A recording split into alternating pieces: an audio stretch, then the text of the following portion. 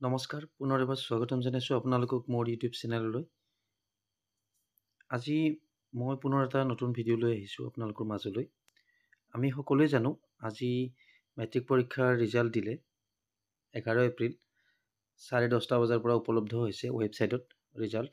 আৰু আপোনালোকে গমেই পায় বিগত 2-3 বছৰৰ পৰা মেট্ৰিকৰ ৰিজাল্ট মানে হঠাৎ দি দিয়ে, ঠিক তেনেকুৱা ধৰণৰ কথা ছেবাৰ ফালৰ পৰা। আৰু ছেবাৰ ফালৰ পৰা যিটো জাননী আহিছিলে আজি 10:30 বজাত বিভিন্ন ৱেবছাইটত মানে বহুতকেইটা লিংক দিয়া আছিলে, URL এড্ৰেছ দিয়া আছিলে ৱেবছাইটৰ। সেই ৱেবছাইটসমূহত ছাত্ৰ ছাত্ৰীয়ে নিজৰ ৰোল আৰু নাম্বাৰ পুট কৰি নিজৰ ৰিজাল্টটো চাব পাৰিব। লগতে ডিজিটেল যি মাৰ্কশ্বিট কপি আছে তেখেতসকলে ডাউনলোড কৰিব পাৰিব। অৰ্থাৎ ছেবা বুলি ক'লে আমাৰ এতিয়া হ'ব all Assam school education board ASSEB নতুনকৈ। এতিয়া আজি হৈ যোৱা ৰিজাল্টত ওপৰত ভিত্তি কৰি বিভিন্ন বিদ্যালয়ে ভাল ফলাফল কৰিছে, সকলোৱে জানো আমি। কিন্তু ইয়াতে এখন নটিচ পালোঁ, সেইকাৰণে ভাবিলোঁ আপোনালোকৰ সৈতে শ্বেয়াৰ কৰোঁ। বিশেষ একো নাই ভিডিঅ'টোত, জাষ্ট নটিচখন শ্বেয়াৰ কৰিম বুলি ভিডিঅ'টো বনালোঁ। ইয়াতে চাব, ফ্ৰম দীপিকা চৌধুৰী AES, তেওঁ inspector of school Kamrup metro' জিলাৰ, আৰু তেখেতে পঠাইছে টু দ্য প্ৰিন্সিপাল হেডমাষ্টাৰ।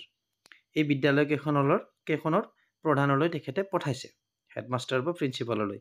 প্ৰথম আছে বৰছৌজাই হাইস্কুল, দ্বিতীয়তে মালিগাঁও হাইস্কুল, তৃতীয়তে NPME হাইস্কুল, তাৰপিছতে আছে এইটো এক মিনিট ৰ'ব, পিলিংকাটা হাইস্কুল, তাৰপিছত আছে Dispur gov HS school, Kamrup metro' district. আৰু ছাবজেক্টটো দিয়া আছে শ্ব' কজ নটিচ। তেখেতসকলক মানে ৰিপ্লাই দিব দিছে, শ্ব' কজ মানে কৰিব দিছে, মানে কাৰণটো দৰ্শাব দিছে। আৰু কি কাৰণে এই নটিচখন পঠাইছে এইটো চাব আপোনালোকে। ৰেফাৰেঞ্চ এটা দিয়া আছে HSLC examination result 2025. Suppose, sir, madam, it has been revealed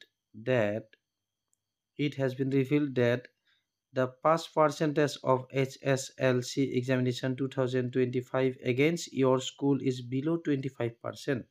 The school have not been performing up to the expectations, which is a serious matter of concern, discouraging the students' community.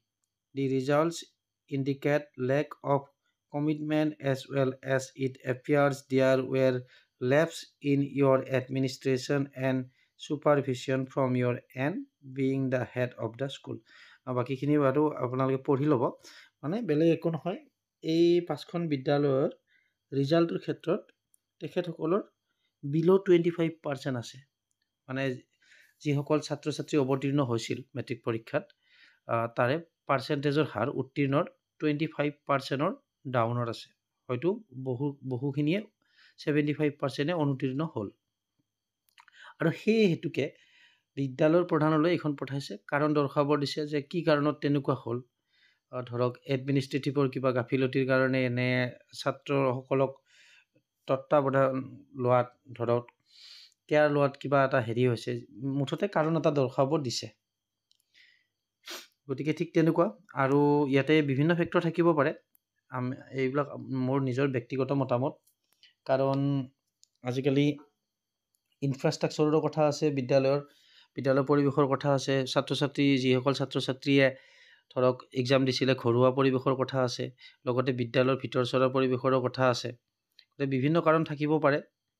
আৰু শিক্ষাৰ লগত জড়িত কিছুমান আছে, ধৰক communication gaps হ'লেও কেতিয়াবা তেনেকুৱা হয় শিক্ষক আৰু ষ্টুডেণ্টৰ মাজত।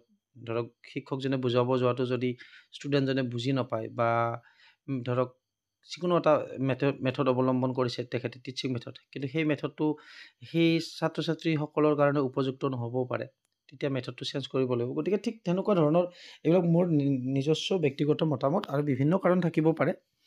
গতিকে মই জাষ্ট শ্বেয়াৰ কৰিম বুলি ভাবিয়ে আপোনালোকৰ সৈতে শ্বেয়াৰ কৰিলোঁ। আৰু ছাৰ বাইদেউসকল আৰু লগতে ভিউৱাৰ্ছসকল, আপোনালোকৰ মতামত আগবঢ়াব কমেণ্ট ছেকশ্যনত ভাবিলোঁ।